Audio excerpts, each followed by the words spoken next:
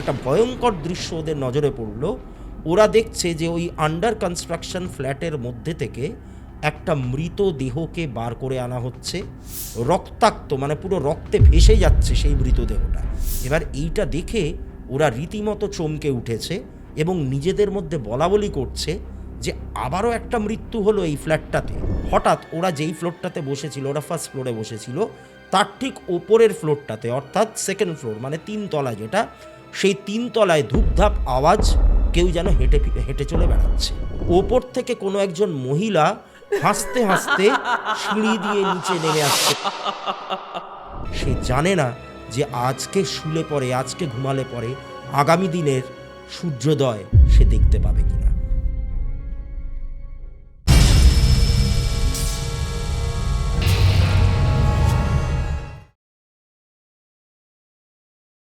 নমস্কার দর্শক বন্ধুরা, ভূততন্ত্রে আপনাদের সকলকে আমি স্বাগত জানাই।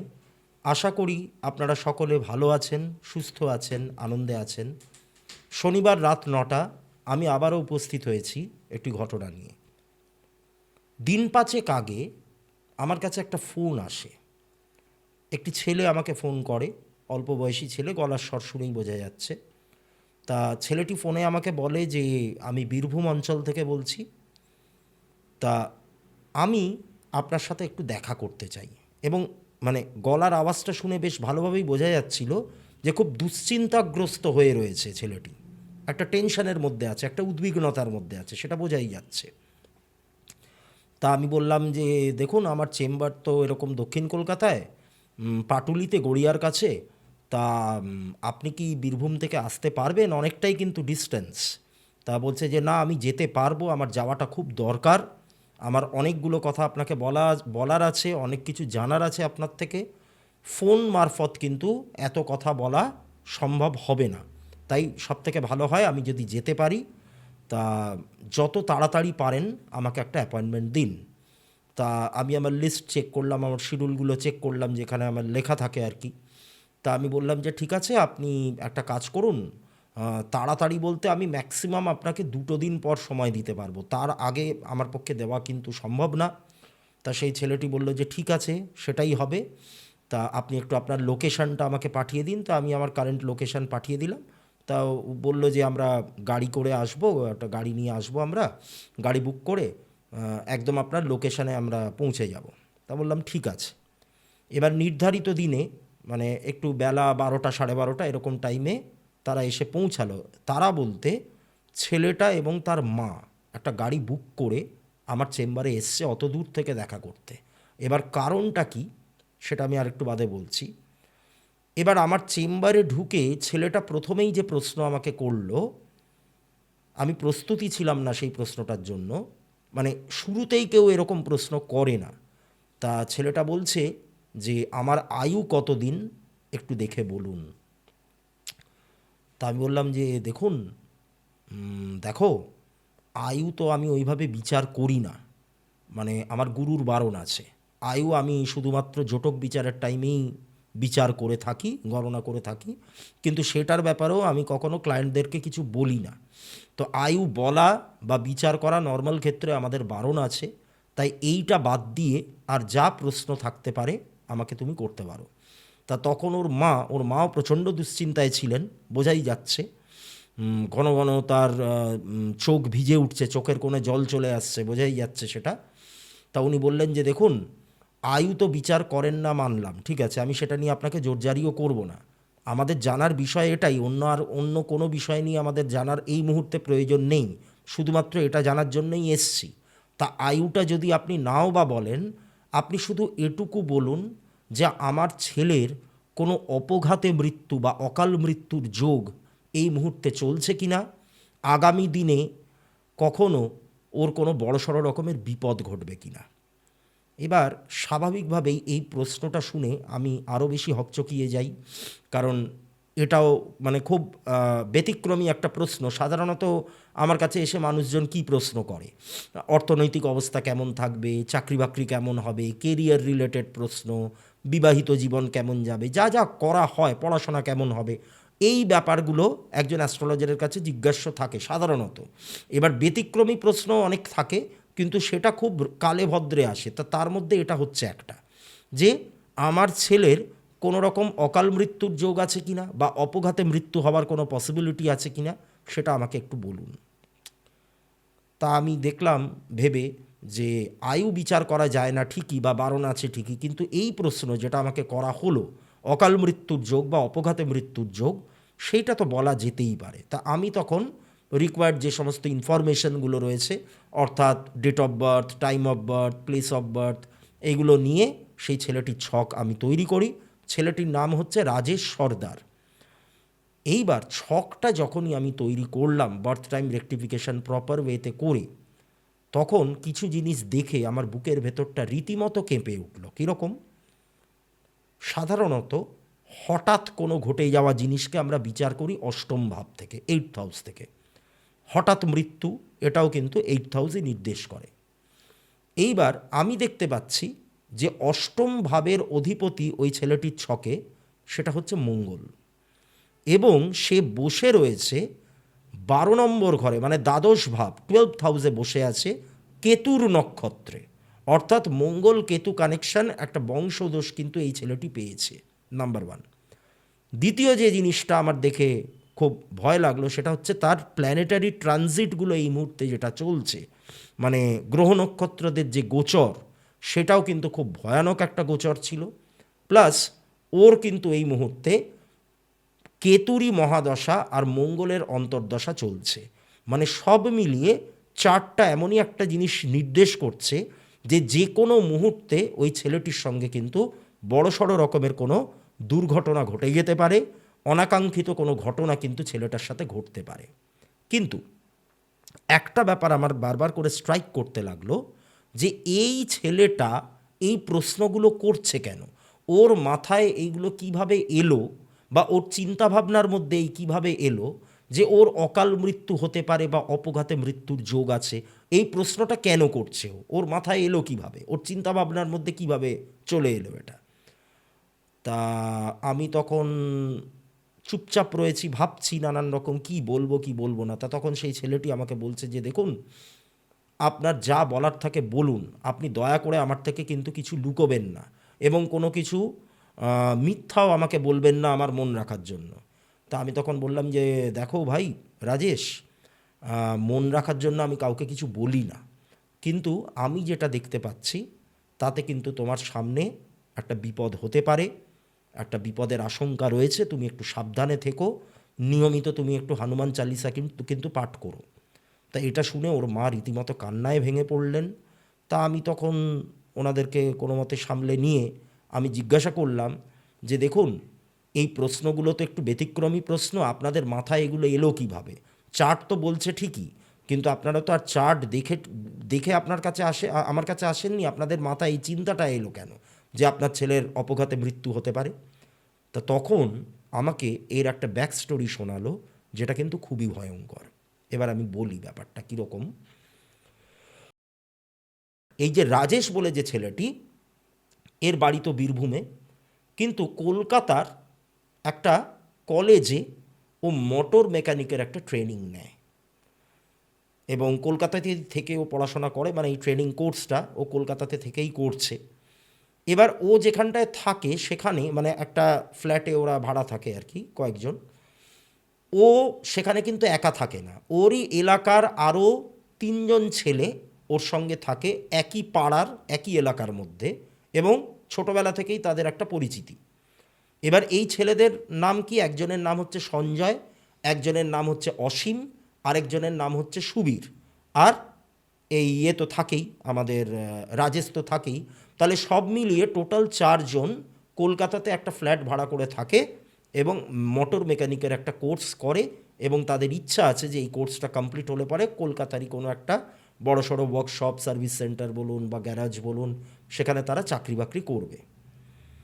এইবার এই যে 2025 সালের যে 31শে ডিসেম্বর যেটা গেল, 31st নাইট, তার দুদিন আগে ওদের কলেজ বন্ধ হয়ে গেছিল কিছুদিনের জন্য।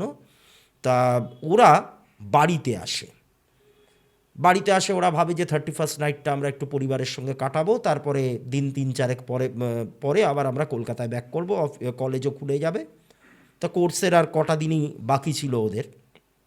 এইবার এই বাড়িতে ফেরাটা মানে 31শে ডিসেম্বরের আগে ওদের এই বীরভূমে নিজেদের বাড়িতে ফেরাটাই কিন্তু ওদের কাল হলো। কীরকম? ওরা তো বাড়িতে ফিরছে, স্টেশন থেকে ওদের বাড়ির দিকে যাচ্ছে টোটো করে।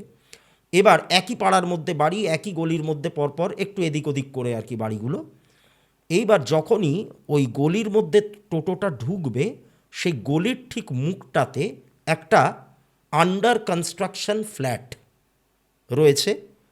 সেই ফ্ল্যাটের সামনে প্রচুর লোক জড়ো হয়েছে এবং সেখানে দু একজন পুলিশের লোকও দেখা গেল, একটা পুলিশের গাড়িও দাঁড়িয়ে থাকতে দেখা গেল, একটা অ্যাম্বুলেন্স দাঁড়িয়ে থাকতে দেখা গেল, বহু লোক সেখানে জমায়েত হয়েছে। এবার ওরা যখন টোটো করে ফিরছে, টোটোটাকে ওরা একটুখানি দাঁড় করিয়েছে কৌতূহলবশত দেখার জন্য যে কী হয়েছে, এখানে এত লোকজন জড়ো হয়েছে কেন। এবারে সেটা দেখতে গিয়ে একটা ভয়ঙ্কর দৃশ্য ওদের নজরে পড়ল। ওরা দেখছে যে ওই আন্ডার কনস্ট্রাকশন ফ্ল্যাটের মধ্যে থেকে একটা মৃত দেহকে বার করে আনা হচ্ছে। সম্ভবত কোনো একজন রাজমিস্ত্রির দেহ, কোনো একজন লেবারের দেহ, এবং সেই দেহটা পুরো একদম থেতলে গেছে, রক্তাক্ত, মানে পুরো রক্তে ভেসে যাচ্ছে সেই মৃতদেহটা। সেরকমই একটা ডেড বডি, একটা নিথর দেহ বের করে আনা হচ্ছে।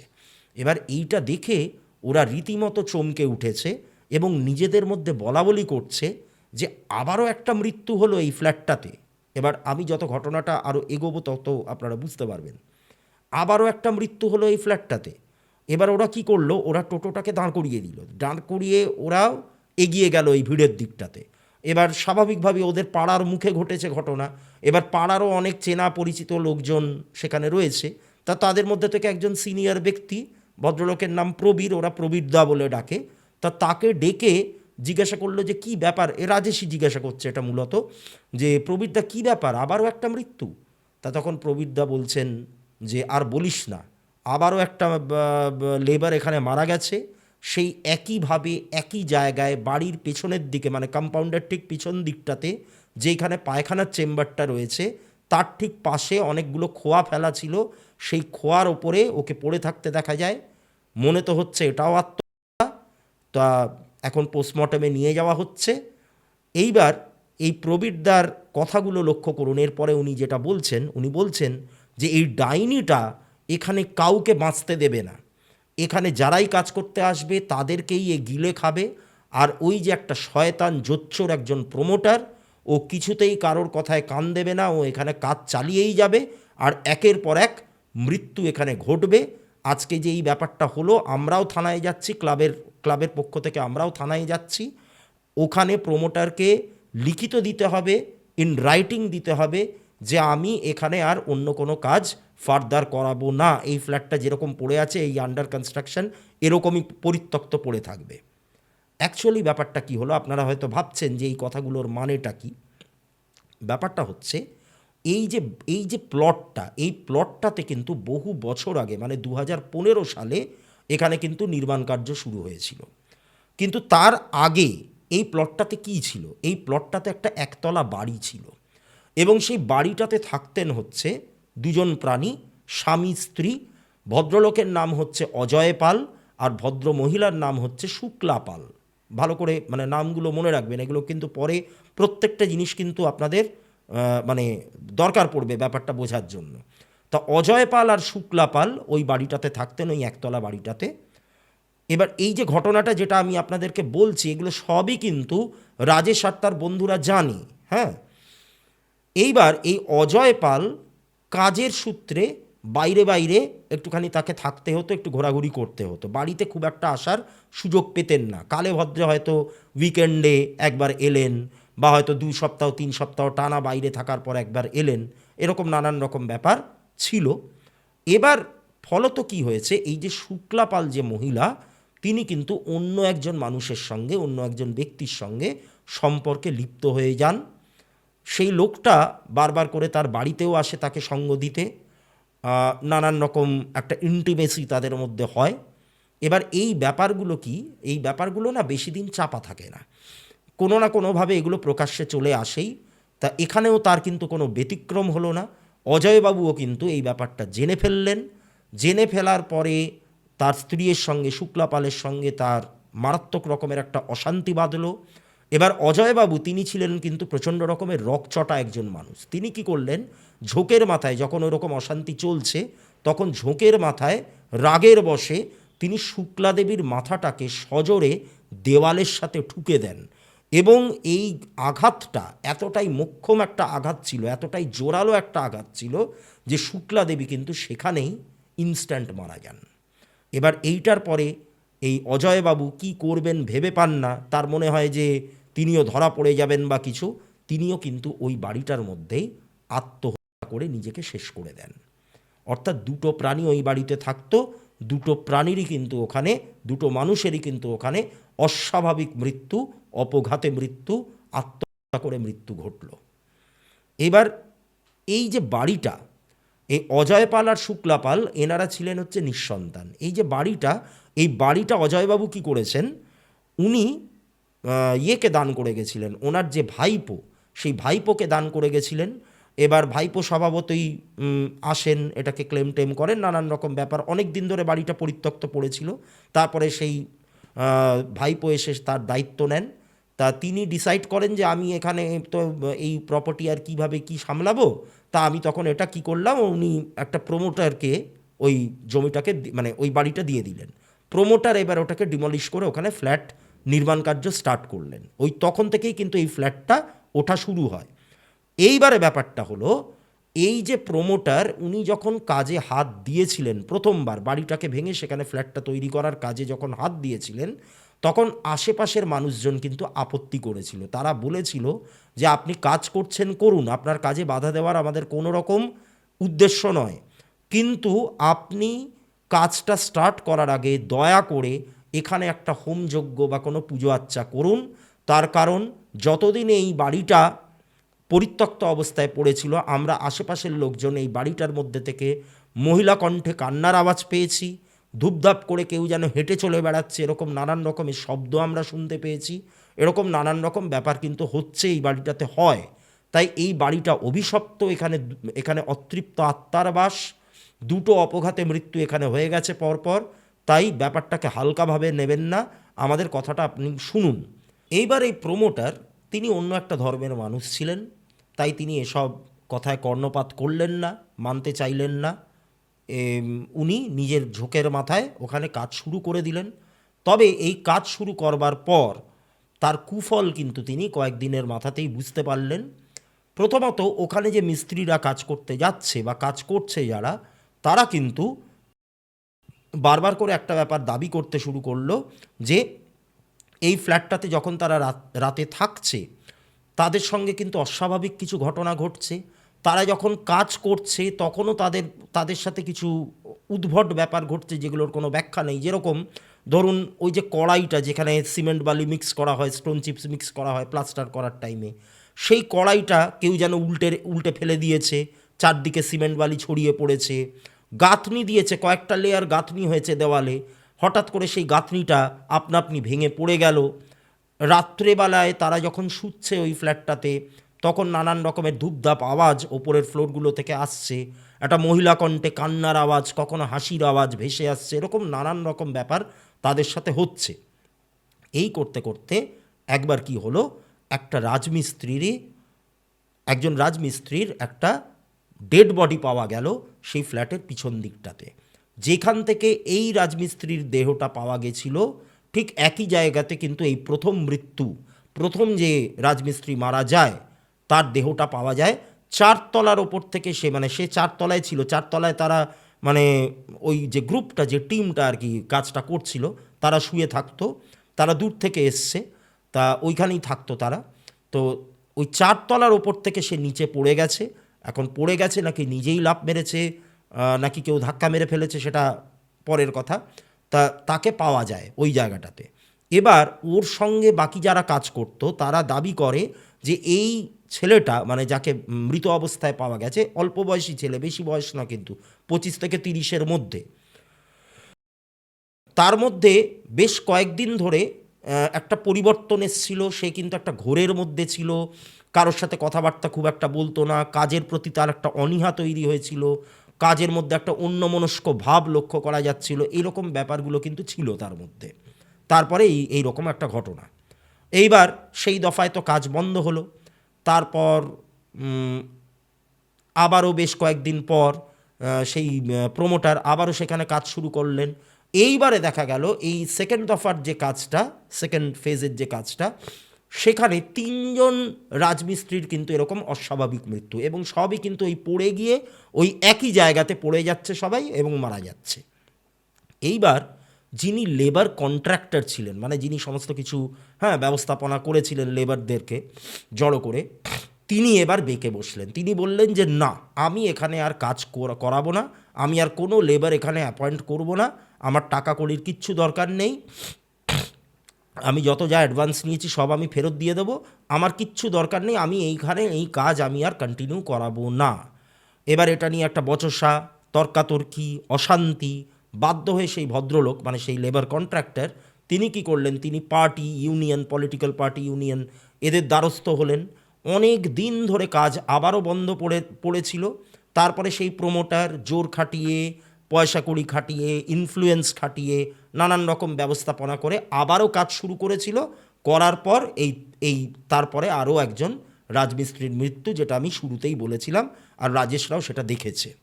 ওরা কলকাতায় থাকে, কিন্তু এই ফ্ল্যাটের ব্যাপারটা এখানে কি হয় না হয়, এই যে এতগুলো মৃত্যু এর আগে ঘটেছিল, এগুলো কিন্তু সবই ওদের জানা। তো যাই হোক, এবারে তো কাজ তো আবারও বন্ধ হয়ে গেল। যেখানে মানে যে রাজমিস্ত্রিরা এখানে ছিল তারা কিন্তু এখান থেকে আবার চলে গেল, আবারও সেই ফ্ল্যাটটা ওই একা একা পড়ে রইল। এবারে যাই হোক, এবার রাজেশরা আর কী করবে, এইসব নিয়ে বেশি ভাবনা চিন্তা করে তো লাভ নেই। তারা এসছে ছুটি কাটাতে, এবার পরিবারের সঙ্গে ছুটি টুটি কাটালো, 31st নাইট খুব আনন্দ ফুর্তি করলো। এইবার যখন 1 জানুয়ারি 2026, বেশি দিন আগের ঘটনা কিন্তু নয়, 1 জানুয়ারি 2026-এ সুবীর বলে যে ছেলেটা ওদের গ্রুপে, সে বলল যে দেখ, আর 2-1 দিন বাদে তো আবার আমরা কলকাতায় ফিরে যাব, আবারও তো সেই পড়াশোনায় একটুখানি মন দিতে হবে, তারপরে তো কোথাও একটা চাকরির জন্য ছোটাছুটি করতে হবে, সময় বিশেষ একটা আমরা পাবো না। তো এই 1 জানুয়ারি, এর আগের দিন তো আমরা পরিবারের সঙ্গে কাটিয়েছি একটা নিয়মের বেড়াজালের মধ্যে, না ধূমপান করা যায়, না ড্রিঙ্ক করা যায়, কিছুই করা যায় না।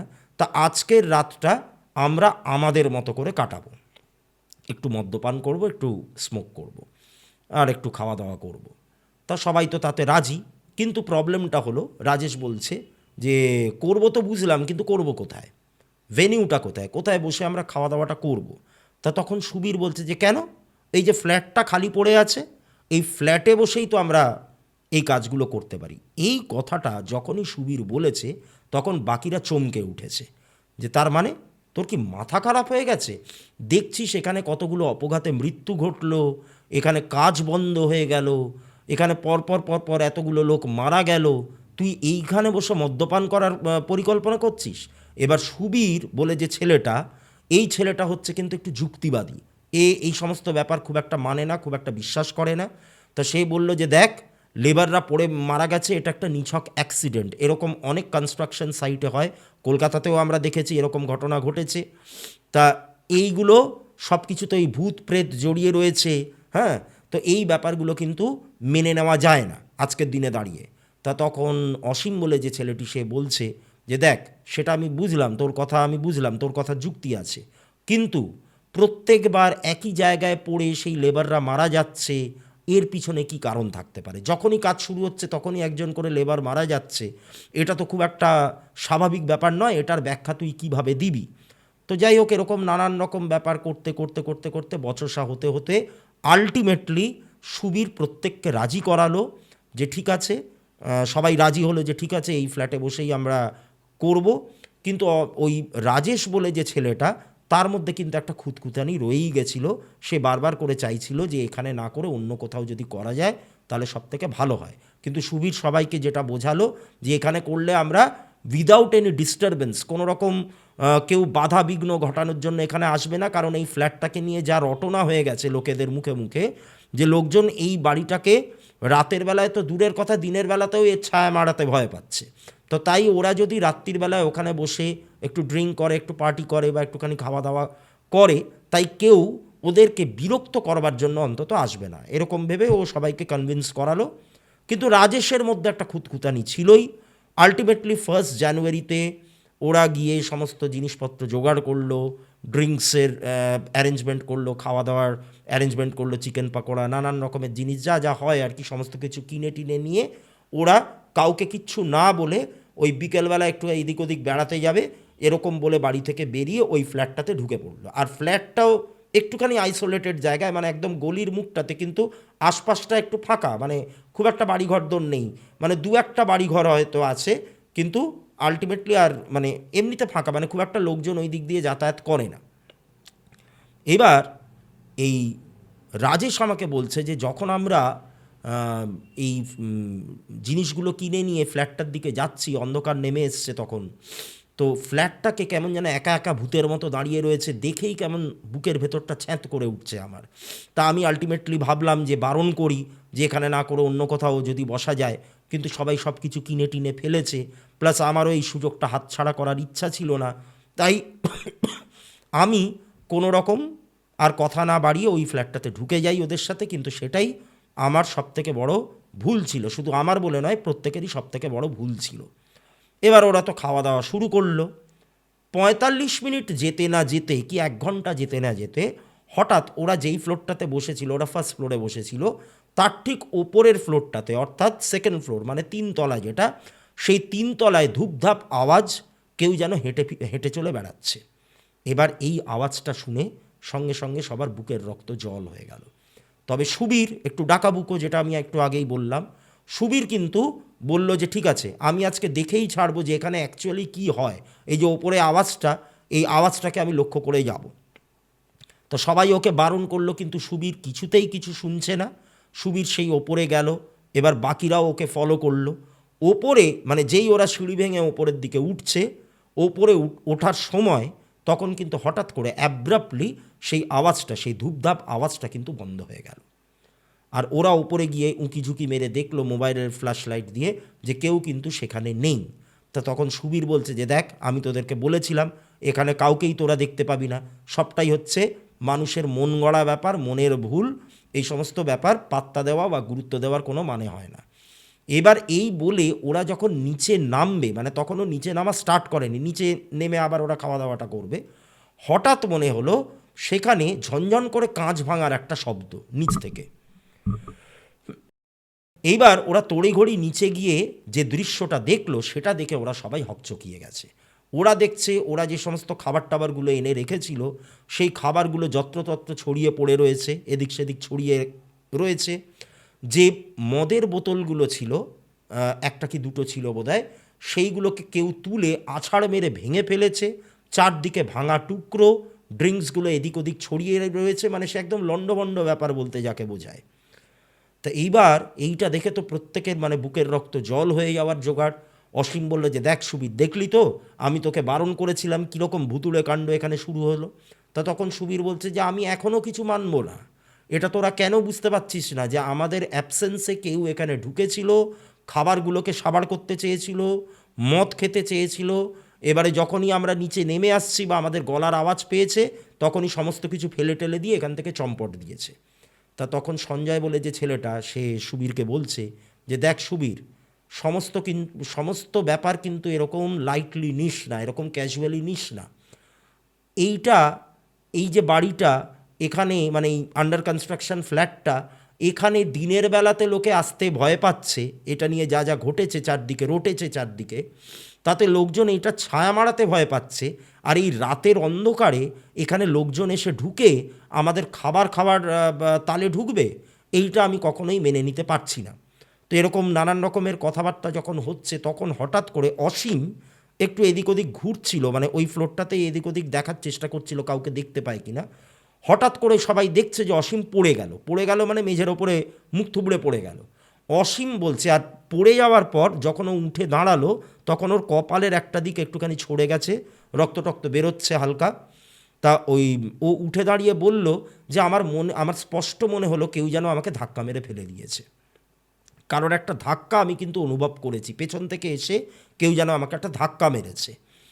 এইবার এইভাবে কথাবার্তা যখন চলছে, তখন হঠাৎ করে একটা হাসির আওয়াজ, একটা মহিলা কণ্ঠে হাসির আওয়াজ স্পষ্ট প্রত্যেকে শুনতে পেয়েছে, এবং সেই আওয়াজটা ওপর থেকে নিচে নেমে আসছে, মানে মনে হচ্ছে যেন ওপর থেকে কোনো একজন মহিলা হাসতে হাসতে সিঁড়ি দিয়ে নিচে নেমে আসছে। কতটা ভয়ঙ্কর ব্যাপার ভাবুন, যেই বাড়িটাতে পরপর কয়েকটা মৃত্যু হয়ে গেল কয়েকজন লেবারের, আর তার আগে এই জমিটাতে যেই বাড়ি ছিল সেখানেও অস্বাভাবিক মৃত্যু, সেরকম একটা জায়গাতে যদি ওপরের ফ্লোর থেকে সিঁড়ি দিয়ে কেউ হাসতে হাসতে নেমে আসে ওই রকম রাতের অন্ধকারে, যেখানে জানা গেছে যে কেউ থাকে না, তাহলে কীরকম অনুভূতি একজন মানুষের মধ্যে হতে পারে, কীরকম ফিলিংস হতে পারে।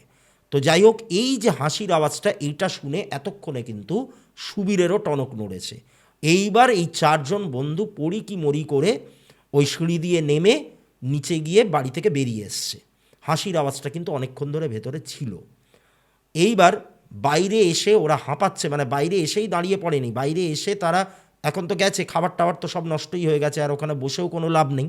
তা বাইরে বেরিয়ে ওরা অনেকটা ছুটতে ছুটতে এসে তারপরে হাঁপাচ্ছে, হাঁপাতে হাঁপাতে একে অপরের সঙ্গে বলছে যে ঠিক আছে, আর এখানে দাঁড়িয়ে থেকে লাভ নেই, আমরা সবাই যার যার বাড়ি চলে যাব, বাড়িতে গিয়ে কিন্তু আমরা কিচ্ছু বলবো না যে এরকম এই জায়গাটাতে আমরা গেছিলাম, ইত্যাদি ইত্যাদি কথাবার্তা হলো এদের মধ্যে।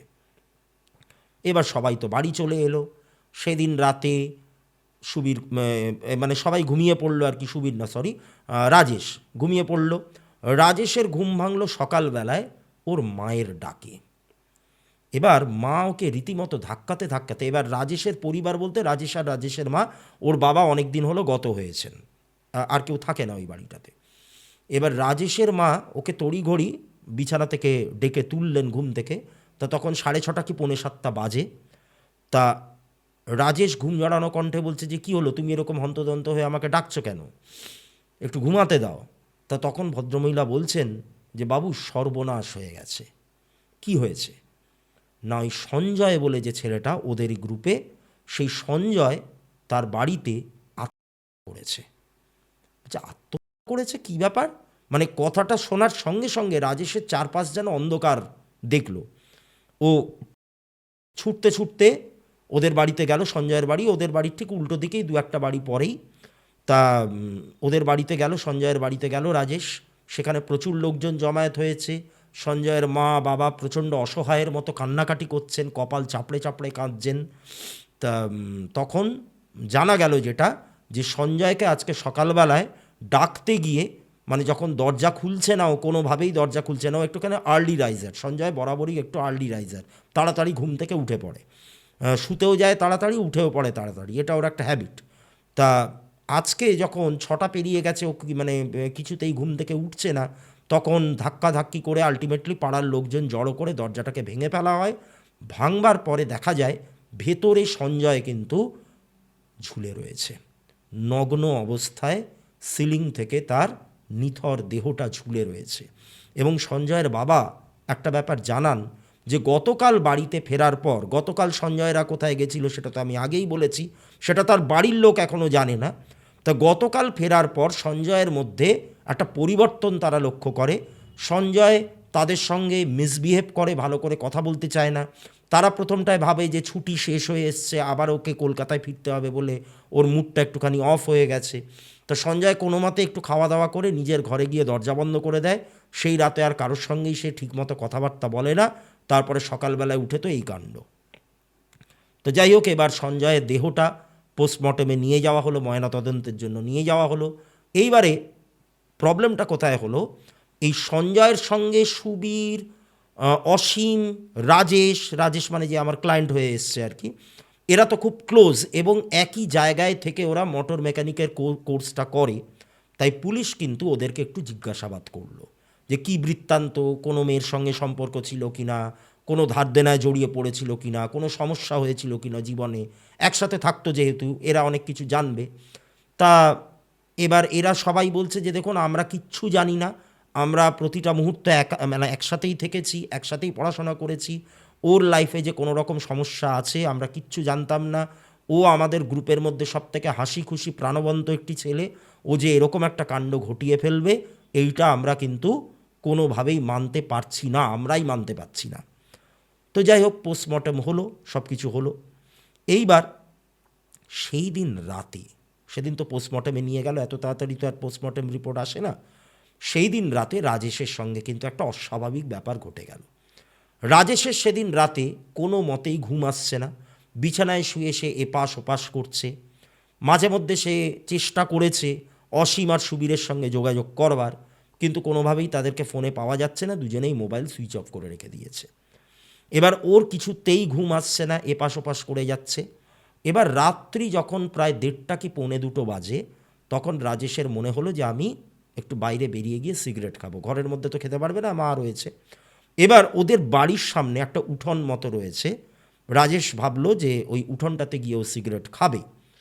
এইবার ধূমপান করার উদ্দেশ্যে ও যখনই বেরিয়েছে, বেরোনোর সাথে সাথেই ওর বুকের ভেতরটা কেঁপে উঠেছে। কেন কেঁপে উঠল? মানে সেই দিন রাতটাতে বাইরে যে নিস্তব্ধতা আর যে নিশ্ছিদ্র অন্ধকার, সেটা যেন ওকে গিলে খেতে আসছে। আর বেশ কিছুটা দূরে সঞ্জয়ের বাড়িটাও সে দেখতে পাচ্ছে। বাড়িটা কেমন যেন একটা হতভম্বের মতো দাঁড়িয়ে রয়েছে। সেই বাড়িটার দিকে তাকাতেই ওর বুকের ভেতরটা কেমন যেন ছ্যাঁত করে উঠছে। এরকম নানান রকম অদ্ভুত অদ্ভুত সব অনুভূতি কিন্তু রাজেশের হচ্ছে। তাও সে একটা সিগারেট ধরানোর চেষ্টা করলো। এবার সিগারেটটা যখনই ধরাতে যাচ্ছে, তখন আরেকটা ঘটনা ঘটল। কীরকম? ও দেশলাই কাঠিটা যখনই জ্বালাচ্ছে, তখনই মনে হচ্ছে কেউ যেন ফুঁ দিয়ে ওই আগুনটাকে নিভিয়ে দিচ্ছে। এরকম 2 থেকে 3 বার কিন্তু ওর সাথে হলো। এবং তারপর ও শুনতে পেল, স্পষ্ট শুনতে পেল, ওর কানের ঠিক পাশে কেউ যেন হেসে উঠল, খিলখিল করে হেসে উঠল, একটা বিদ্রূপের হাসি হাসলো। এবং সেই হাসিটা ওর কাছে কিন্তু খুবই পরিচিত, এটা হচ্ছে সঞ্জয়ের হাসি। আর এই যে ফু দিয়ে দেশলাই নিভিয়ে দেওয়া, এইটাও কিন্তু, এই কাজটাও কিন্তু ওর কাছে খুব চেনা। তার কারণ সঞ্জয় ওই গ্রুপের মধ্যে একমাত্র ছেলে যে কিন্তু স্মোক করে না, ধূমপান করে না। এইবারে বাকিরা যখনই ধূমপান করার জন্য দেশলাইটা জ্বালাতো, বাকি সবাই করে, রাজেশও করে, অসীমও করে, তারপরে সুবীরও করে, এরা প্রত্যেকেই স্মোকিংয়ের একটা হ্যাবিট আছে, ধূমপানের অভ্যাস আছে। তো ওরা যখনই এরকম দেশলাই কাঠিটা জ্বালিয়ে সিগারেটে অগ্নিসংযোগ করতে যেত, তখনই কিন্তু সঞ্জয় বারবার করে ফু দিয়ে এটা নিভিয়ে দিত। এটা কিন্তু ওর একটা মানে নিয়মিত একটা মশকরা ছিল, একটা স্বভাবের মধ্যে পরিণত হয়েছিল। তাই এইটা একমাত্র যে সঞ্জয়ই করতে পারে, এই বিশ্বাসটা কিন্তু রাজেশের মধ্যে একেবারে দৃঢ় হয়ে গেছিল। ও বুঝতে পারল যে সঞ্জয় আত্মহত্যা করেছে ঠিকই, কিন্তু সে আশেপাশেই ঘুরছে। এবার এইটা যখনই তার মনে হলো, তখন আর ও বাইরে দাঁড়িয়ে থাকতে পারল না। সিগারেট, দেশলাই সমস্ত কিছু ফেলে ও আবার তড়ি ঘড়ি ভেতরে ঢুকে দরজা বন্ধ করে দিল, বেডরুমে গিয়ে লাইটটা জ্বালিয়ে রাখলো, নিয়ে একদম বিছানার ওপরে শুয়ে ঘুম তো আর এলো না বাকি রাতটুকু। মানে পুরো রাতটাই ওর একটা অদ্ভুত অনুভূতি হতে থাকলো। ওর বারবার মনে হতে থাকলো যে ঘরের মধ্যে কেউ হয়তো ঢুকেছে, কেউ ওর দিকে নজর রাখছে, ইত্যাদি ইত্যাদি, এরকম নানান রকম ব্যাপার হলো। ভোর রাতের দিকে ওর একটুখানি চোখটা লেগে এসেছিল ঠিকই, কিন্তু সেই ঘুমটাও বেশিক্ষণ স্থায়ী ঘুম হলো না। 1 থেকে 1.5 ঘন্টার মধ্যেই ওর আবার ঘুমটা ভেঙে গেল। ও দেখলো যে সুবীর ওকে কল করছে, মানে মোবাইলের রিংটোনে ওর আর কি মনে হলো এটা। মানে ঘুমটা ভেঙে গেল। তারপরে দেখলো যে স্ক্রিনের ওপর সুবীরের নাম্বার ফুটে উঠেছে। তা তখন ও ধরেছে, ধরে বলছে যে কী রে, কী ব্যাপার, আমি তোকে কালকে রাতে অনেকবার ফোন করেছি, মানে এটা রাজেশ বলছে, তুই কিছুতেই ফোনটা ধরলি না, তোর ফোন সুইচ অফ ছিল, ব্যাপারটা কী হয়েছে? তা বলছে যে না, আমার মন মেজাজ একেবারেই ভালো লাগছিল না, তা কিন্তু একটা ব্যাপার হয়েছে, তুই কি একটুখানি এসে দেখা করতে পারবি? তা বলল যে কোথায়? তা বলছে যে না, আমাদের বাড়ির পিছন দিকটায় যে খেলার মাঠটা রয়েছে, ওই মাঠটাতে একটুখানি আয়, ওই অসীমও আছে, একটু কথা বলবো।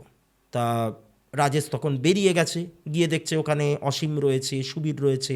অসীম একেবারে মুখ কাচুমাচু করে দাঁড়িয়ে রয়েছে। তা বলছে যে দেখ, অসীমের কালকে রাতে কিন্তু একটা অস্বাভাবিক অভিজ্ঞতা হয়েছে। তা অসীম তোকে কিছু বলতে চায়। তা জিজ্ঞাসা করলো যে কি হয়েছে? তা অসীম বলছে যে দেখ, কালকে রাতে কিন্তু আমার কাছে সঞ্জয় এসছিল। আমি কিন্তু এক বর্ণও বাড়িয়ে বলছি না, কোনোটাই আমার মনের ভুল ছিল না, কোনোটাই আমার কোনো দুঃস্বপ্ন ছিল না। আমি সঞ্জয়কে স্পষ্ট দেখতে পেয়েছি। আমার খাটের ঠিক উল্টো দিকে আমার পায়ের কাছটাতে দাঁড়িয়ে আমাকে বারবার করে ডাকছে। ওর মুখে একটাই কথা, আয়, যে আয়, আমার কাছে চলে আয়, আমি এখানে খুব ভালো আছি। আমার সাথে কিন্তু ওই শুক্লাদিও রয়েছেন। এবার এখানে ব্যাপারটা লক্ষ্য করুন, ওই যে শুক্লা পাল, মানে যে ওই বাড়িটাতে মারা গেছিল, ওই ওই প্লটটাতে, ওখানে যে বাড়িটা ছিল আগে, তার কথা নিচ্ছে। এবারে ব্যাপারটা কি হচ্ছে দেখুন, এই যে শুক্লা পাল যে মহিলা, তার পোশাক আশাকের মধ্যে কিন্তু একটা সিডিউসিভ ব্যাপার ছিল। মানে তিনি যখন জীবিত ছিলেন তিনি পোশাক আশাকটা এমন পরতেন যার দ্বারা তিনি অন্য কোনো একটা অপোজিট জেন্ডারের কাউকে অ্যাট্রাক্ট করার চেষ্টা করতেন। এই ব্যাপারটা কিন্তু পাড়ার অনেকেরই নজরে পড়েছিল এবং এটা কিন্তু একটা আলোচ্য বিষয় ছিল প্রত্যেকের মধ্যে। প্লাস আমি তো আপনাদের আগেও বলেছি, মানে ঘটনার শুরুতেই, যে ওর হাজব্যান্ড যখন ওই অজয় পাল, তিনি যখন বাড়িতে থাকতেন না, অন্য একটি লোকের সঙ্গে তার একটা সম্পর্ক গড়ে উঠেছিল, এরকম নানান রকম ব্যাপার। এবার এই যে শুক্লা দেবী বা শুক্লা পাল, একে তো এরা প্রত্যেকেই চেনে। মানে 2015 সালে ঘটনা ঘটেছে, তার আগে তো এরা মানে এই রাজেশ বলুন, অসীম বলুন, সুবীর বলুন, সঞ্জয় যে মারা গেল সে বলুন, এরা প্রত্যেকেই শুক্লাপালকে চিনতো, কারণ একই পাড়ার মধ্যে বাড়ি। তো যাই হোক, তা বলছে যে এই শুক্লা দিয়েও কিন্তু আমার সঙ্গে রয়েছেন, আমরা কিন্তু এখানে খুব ভালো একটা টাইম স্পেন্ড করছি, এরকম টাইপের একটা কথা বলে সে বারবার করে সেই সঞ্জয়ের বিদেহী সে কিন্তু ওই অসীমকে তার কাছে টানার চেষ্টা করছিল। এবং সারাটা রাত ধরে এই জিনিসটা চলে এবং আলটিমেটলি ভোরের দিকটাতে ব্যাপারটা কিন্তু থিতিয়ে যায়। মাঝে মধ্যে সঞ্জয়কে ঘরের মধ্যে দেখা যায়, মাঝে মধ্যে জানলার বাইরে ঠক ঠক করে শব্দ পাওয়া যায়, এরকম নানান রকম উদ্ভট ব্যাপার অসীম কিন্তু সারা রাত ধরে ফেস করেছে। নিয়ে তারপর সকালবেলায় উঠে এগুলো সে ন্যারেট করছে। তো এবার সবার রাগটা গিয়ে পড়লো সুবীরের ওপরে। দেখ দেখ, তোর জন্য আজকে আমাদের এই অবস্থা। আজকে যদি তুই আমাদের কথাটা শুনে ওই বাড়িতে যদি আমরা না যেতাম, তাহলে এই সমস্ত উটকো ঝামেলাগুলো আমাদের কপালের ওপর আসতো না, আর সঞ্জয়কেও অকালে চলে যেতে হতো না। তা তখন সুবীর অবাক হয়ে গিয়ে বলছে যে সঞ্জয়ের চলে যাওয়াটাকে তুই আমার ওপরে দোষারোপ করছিস? তা সবাই বলে উঠলো যে হ্যাঁ, অবশ্যই আমি তোকে মানে আমরা তোকেই দোষ দেব, কারণ ওই ফ্ল্যাটে যাওয়ার পর থেকেই এই ব্যাপারগুলো ঘটছে। সঞ্জয়ের জীবনে এমন কোনো প্রবলেম ছিল না, এমন কোনো সমস্যা ছিল না যার দ্বারা ও এরকম একটা কাণ্ড ঘটাবে। এরকম কোনো কিছু হওয়ার কিন্তু কোনো কারণ ছিল না, তা সত্ত্বেও এটা হলো। ওই শুক্লা পাল, ওই শুক্লাদির বিদেহী আমাদেরকে এবারে এক এক করে কাছে টেনে নেবে, এরকম ওদের মধ্যে একটা তর্কাতর্কি চললো। নিয়ে তারপরে তো আবার যে যার বাড়ি ফিরে এলো। ইতিমধ্যে কি হলো, সঞ্জয়ের মৃতদেহ পোস্টমর্টেম করে বাড়ির সামনে এলো।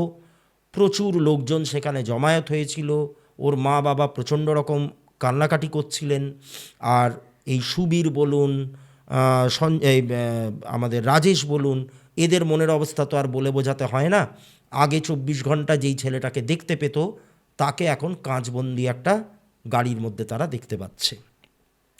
এইবার একটা ব্যাপার কিন্তু রাজেশ আর সুবীর দুজনেরই একটুখানি অবাক লাগলো।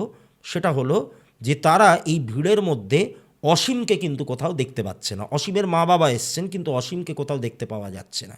এবার ওদের একটুখানি খটকা লাগলো, একটু অবাক লাগলো যে এরকম একজন ক্লোজ ফ্রেন্ড তার শেষ যাত্রায় যাচ্ছে, ডেড বডিটা, তার মরদেহটা, সেখানে অসীম কেন অনুপস্থিত? তাদেরকে জিজ্ঞাসা করা হলো তার মা বাবাকে। তা ওনারা বললেন যে অসীমের দুপুর থেকে প্রচণ্ড রকম জ্বর, ওর শরীরটা খারাপ, ও আসতে চেয়েছিল কিন্তু আমরাই ওকে বারণ করেছি।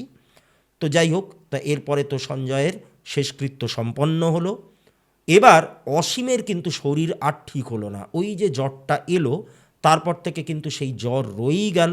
আর অসীমের স্বভাবের মধ্যেও কিন্তু অনেক পরিবর্তন পরবর্তীকালে চলে এসেছিল। একদিন অসীমের মা বাবা ওই সুবীর আর সঞ্জয়কে ডেকে পাঠালো। তারা গিয়ে দেখলো যে অসীম প্রলাপ বকে যাচ্ছে। তার মুখে একটাই কথা, যে এই সঞ্জয় আমাকে টেনে নিয়ে যাবে, আমাকে টেনে নেওয়ার জন্য এসছে, আর ওই শুক্লা পাল, ওই শুক্লা দিয়েও কিন্তু ওর সঙ্গে রয়েছে, ও কিন্তু আমাকে টানছে। তা তখন এই ডাক আমার পক্ষে উপেক্ষা করা সম্ভব না, এরকম কথাও কিন্তু অসীম বলছে। তা তখন অসীমের বাবা তিনি বললেন যে বন্ধুর মৃত্যু, এরকম অপঘাতে মৃত্যু বা আত্মহনন করে মারা যাওয়া, এইটা ওর মনের ওপরে একটা প্রভাব ফেলেছে ঠিকই, কিন্তু এখানে শুক্লার নামটা আসছে কোত্থেকে? শুক্লাকে তো প্রত্যেকেই চেনে, তো শুক্লার নামটা এখানে আসছে কোত্থেকে? শুক্লা ওকে কেন টানবে? আমি তো এইটা কিছুই বুঝতে পারছি না। তো এবার এই কথাটা শুনে রাজেশ কিছু একটা বলতে যাচ্ছিল, তা তখন ওই সুবীর ওকে ইশারায় থামিয়ে দিল। মানে ও এখনও রিভিল করতে চায় না। রিভিল করলে হয়তো বা প্রাণে বেঁচে গেলেও যেতে পারত, কিন্তু এই রিভিল না করাটাও ওদের কিন্তু একটা বিরাট বড় ভুল ছিল। তো যাই হোক, তা বলছে যে কি জানি কাকু, আমি তো কিছুই বুঝতে পারছি না। তো এরকম নানান রকমভাবে ব্যাপারটা বলে টোলে ওখান থেকে বেরিয়ে এলো। বললে বিশ্বাস করবেন না, সঞ্জয়ের শ্রাদ্ধ শান্তি হয়ে গেল। আমরা জানি অপঘাতে মৃত্যু হলে 3 দিনের মাথায় শ্রাদ্ধ হয়। শ্রাদ্ধ শান্তি হয়ে যাওয়ার ঠিক দিন সাতেকের মাথায় অসীমও কিন্তু মারা গেল। অসীমের মৃত্যুটা আত্মা ছিল না, কিন্তু নিজের ঘরের মধ্যে মৃত অবস্থায় তাকে পাওয়া যায়, মানে বিছানার উপরেই শুয়ে সে মানে মানে ঘুমের মধ্যেই মারা গেছে, এরকম একটা কিছু ব্যাপার আর কি ওর সাথে ঘটেছিল। এইবার অসীমের মৃত্যুর পর এইবার ঘটনা শুরু হলো কিন্তু সুবীরের সাথে। সুবীর এবার কিন্তু যেখানে সেখানে অসীম, সঞ্জয় আর তার সাথে শুক্লা দেবীকে দেখতে পাচ্ছেন, এবং তারা কিন্তু ওই সুবীরকে নিজের কাছে টানার চেষ্টা করছে।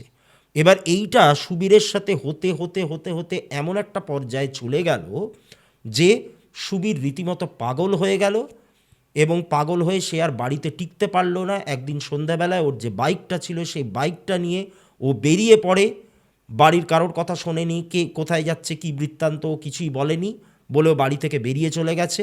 সেই দিনই রাতের দিকে খবর পাওয়া যায় যে হাইওয়ের ওপর, ওদের বাড়ি থেকে হাইওয়ে খুব একটা দূরে ছিল না, হাইওয়ের ওপর একটা সাইডে সুবীরকে রক্তাক্ত অবস্থায় পাওয়া যায়। ওর বাইকটা একটা দুর্ঘটনার কবলে পড়েছে, সুবীর মারা গেছে। তার মানে সুবীরেরও কিন্তু এখানে মৃত্যু হয়ে গেল। তাহলে এই গ্রুপটার মধ্যে সঞ্জয় চলে গেল, তারপরে অসীম চলে গেল, তারপরে সুবীর চলে গেল। এইবার পড়ে রইল কে? রাজেশ। এবার রাজেশকে এরা সবাই মিলে এখন দেখা দিতে শুরু করেছে। রাজেশকে বারবার করে তারা নিজের কাছে টানার চেষ্টা করছে, তাকে ডাকছে। সেই ডাকটা রাজেশ যতই অগ্রাহ্য করছে, ওরা ততই ওকে ভয় দেখানোর চেষ্টা করছে, কনভিন্স করার চেষ্টা করছে, বারবার করে বলছে যে আমাদের কাছে চলে আয়, আমরা এখানে খুব ভালো আছি, আনন্দে আছি, এরকমভাবে চলতে থাকছে।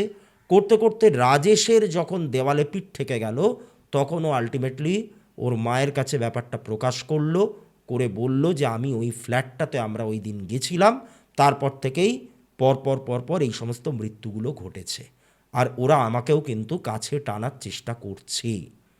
এইবার এইটা শুনে তো রাজেশের মা একদম উন্মাদের মতো হয়ে গেলেন যে কী ভয়ানক কথা বললি তুই, ওই ফ্ল্যাটে কেউ যায়, গিয়ে কেউ মদ্যপান করে, তাও আবার রাতের অন্ধকারে, তোদের কি মাথা খারাপ হয়ে গেছিল, তোরা কি পাগল হয়ে গেছিলি, এরকম ইত্যাদি ইত্যাদি নানান রকম ব্যাপার। তো যাই হোক, তা আলটিমেটলি একজন সাধক, একজন তান্ত্রিককে খবর দেওয়া হলো। তিনি ব্যাপারটা শুনলেন, বুঝলেন, ওই ফ্ল্যাটটাতেও তিনি গেছিলেন। আর এর মধ্যে ওই রাজেশের সাথে কিন্তু কন্টিনিউয়াসলি উদ্ভট উদ্ভট ব্যাপার এরা কিন্তু প্রত্যেকেই দেখা দিচ্ছে। সঞ্জয়ও দেখা দিচ্ছে, অসীমও দেখা দিচ্ছে, সুবীরও দেখা দিচ্ছে, এমনকি শুক্লা দেবীও মাঝে মধ্যে ওর কাছে আসছে। আগে এটা স্বপ্নের মাধ্যমে হতো, তারপরে এটা বাস্তবেও হচ্ছে। ও মাঝে মধ্যেই দেখতে পাচ্ছে ওদেরকে, বারান্দায় দেখতে পাচ্ছে, ঘরের আনাচে কানাচে দেখতে পাচ্ছে। রাস্তায় বেরোলে যখন ওই ফ্ল্যাটটার পাশ দিয়ে কখনো কোনো কারণে যাচ্ছে, ওই ফ্ল্যাটে যেই ফ্লোরটাতে ওরা বসে সেদিন ড্রিঙ্ক করছিল, সেই ফ্লোরটাতেও কিন্তু ওদেরকে মাঝে মধ্যে দেখতে পাচ্ছে। তা সেই তান্ত্রিক ভদ্রলোক পুরো কেসটা শুনে বললেন যে এই যে শুক্লা পাল, এর বিদেহী, এ হচ্ছে কিন্তু প্রচণ্ড রকমের কামুক, এর মধ্যে কাম লালসা ভরপুর। নিজের স্বামীকে সেইভাবে কাছে কোনো দিন পায়নি, বা এরকম কোনো একটা ব্যাপার হয়তো ছিল যে যার মাধ্যমে দুজনের মধ্যে শারীরিক সম্পর্কটা হয়তো খুব একটা ভালো ছিল না, হয়তো এরকম কিছু একটা ব্যাপার ছিল। সব কিছু তো আর সবাই জানতে পারে না। তা যেই কারণে ওনার মধ্যে কিন্তু এই যে খিদেটা, এই যে তেষ্টাটা, এই যে শারীরিক চাহিদাটা, এটা ওনার মধ্যে ভরপুর ছিল। মৃত্যুর পর, অকালে মৃত্যু হয়, হঠাৎ করে মৃত্যু হয়, মৃত্যুর পর এটা অন্যান্য মানুষের মাধ্যমে তাকে নিজের কাছে টেনে নিয়ে উনি কিন্তু এই তেষ্টাটাকে মেটাতে চান, এই অতৃপ্তিটাকে তিনি মেটাতে চান। যেই কারণে সেই দিন রাতে ওরা যখন ওই ফ্ল্যাটটাতে গেছিল, তখন উনি কিন্তু এদের প্রতি আকৃষ্ট হয়ে পড়েছিলেন, এবং এক এক করে, মানে ওই দিনই তিনি কিছু একটা করে ফেলতে পারতেন এদের সাথে, কিন্তু সেটা করতে পারেনি, এরা তাড়াতাড়ি বেরিয়ে চলে এসেছিল। কিন্তু ওই দিনের পর থেকে উনি ছায়ার মতো, জোকের মতো এদের সঙ্গে লেগে থেকে আলটিমেটলি এক এক করে এদের প্রত্যেকের প্রাণ তিনি দেহের মধ্যে থেকে শুষে নিয়েছেন। এবার সেই তান্ত্রিক ভদ্রলোক বললেন এটা খুব কষ্টসাধ্য ব্যাপার, এইটা আমাকে অনেক দিন ধরে কেসটাকে হ্যান্ডেল করতে হবে। তা আজও সেই ক্রিয়াকার্য নানান রকমের চলছে।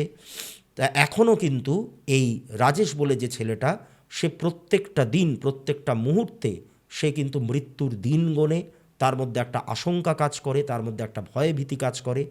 সে জানে না যে আজকে শুলে পরে, আজকে ঘুমালে পরে আগামী দিনের সূর্যোদয় সে দেখতে পাবে কিনা। তাই যেখানে সেখানে যাওয়ার আগে, যেখানে সেখানে যা কিছু খাওয়ার আগে আমাদের কিন্তু একটু সচেতন থাকা উচিত, আমাদের কিন্তু একটু ভাবনা চিন্তা করা উচিত। তাহলে এই ছিল হচ্ছে আজকের ঘটনা, খুবই মর্মান্তিক ঘটনা। এবং এই কেসটা আমার কাছে আসার পর থেকে আমারও কিন্তু প্রত্যেকটা দিন ওই ছেলেটাকে নিয়ে একটা দুশ্চিন্তা হয়, একটা টেনশন হয়। বারবার করে আমি ওর খবরটা কিন্তু নিই যে ও ঠিক আছে কিনা, ও সুস্থ আছে কিনা। তাহলে এই ছিল হচ্ছে আজকের ঘটনা। আশা করি ঘটনাটা আপনাদের ভালো লেগেছে। যদি ভালো লেগে থাকে তাহলে অবশ্যই এই ভিডিওটিকে লাইক করবেন, আমার চ্যানেলটিকে সাবস্ক্রাইব করবেন। আপনাদের কাছেও যদি এরকম কোনো ঘটনা থাকে, আপনাদের সাথে ঘটলে তো খুবই ভালো, যদি না ঘটে থাকে অন্য কারোর কাছ থেকে শোনা ঘটনা, সেটাও আমাকে পাঠাতে পারেন। ডেসক্রিপশন বক্সে আমার নাম্বার দেওয়া রয়েছে, সেই নাম্বারে আমার সাথে যোগাযোগ করুন, হোয়াটসঅ্যাপ করতে পারেন, মেসেজ টাইপ করে লিখতে পারেন, ঘটনাটা ভয়েস মেসেজ করতে পারেন, বা আমাকে ডাইরেক্টলি কল করে ঘটনাটা শোনাতেও পারেন। আবারও দেখা হবে আগামী শনিবার ঠিক রাত্রি 9টায় নতুন কোনো একটি ঘটনা নিয়ে। আপনারা প্রত্যেকে ভালো থাকবেন, সুস্থ থাকবেন। নমস্কার।